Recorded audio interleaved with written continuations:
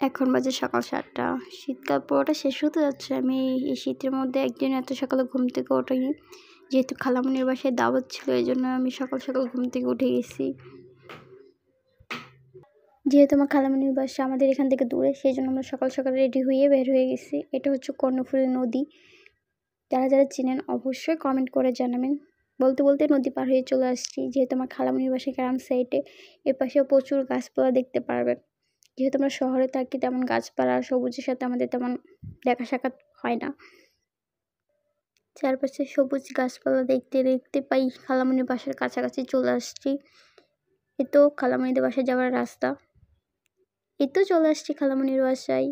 এটা আমার আম্মু, এটা আমার পেঁচো খালু, আর এটা আমার ছোটো বোন, আর এটাই হচ্ছে আমি একটু ছোলো মেশিন ভিডিও করে নিচ্ছিলাম, একটু গানের সাথে যাতে ভিডিও ছাড়তে পারি। এই তো, আর এদিকে আমি ফোন খুঁজে পাচ্ছিলাম না। পরে দেখি আমার ছোট বোন আমার ফোন নিয়ে একটু ঢঙ্গতে কে আমি এটা রাখি নতুন কাপড় পরে আসো, রাখি যাও নতুন কাপড় পরে আসো।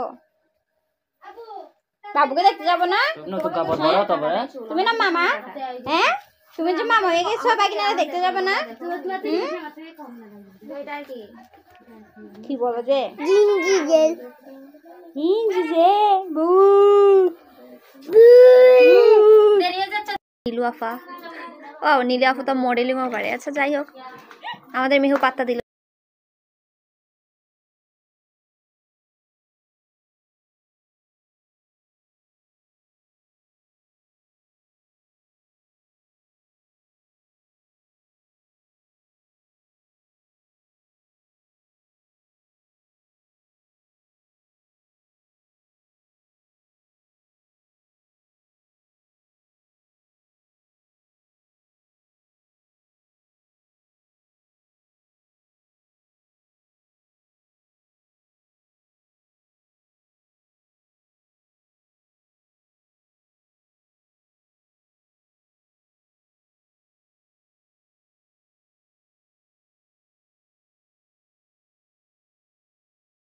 এই তো বলতে বলতে আমি চলে এসেছি আমার খালতো বোনের বাসায়। এটা হচ্ছে আমার খালতো বোনের ছেলে। সবাই মাশাআল্লাহ লিখবেন। এদিকে অসাধ দুষ্টামি করতে করতে এদিকে আমাকে নাস্তা দিয়ে দিয়েছে, সবাইকে রাখতেছে নাস্তা করার জন্য। এই তো নাস্তা করার জন্য চলে আসছি।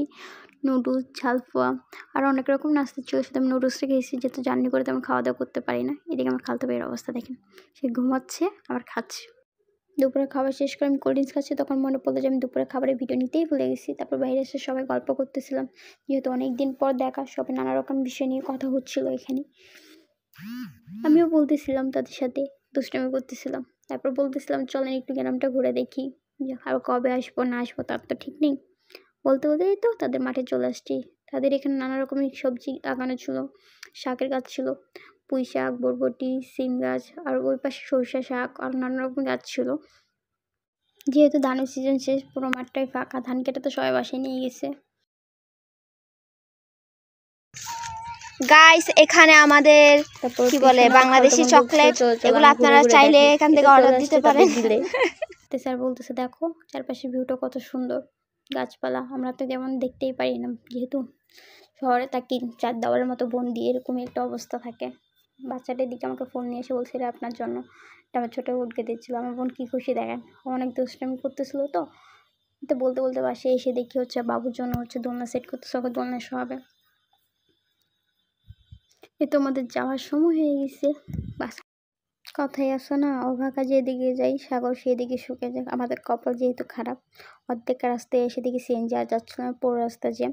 প্রায় 30 মিনিটের মতো আমাদের রাস্তা হাঁটার পরে আমরা হচ্ছে সিএনজি পাইছিলাম।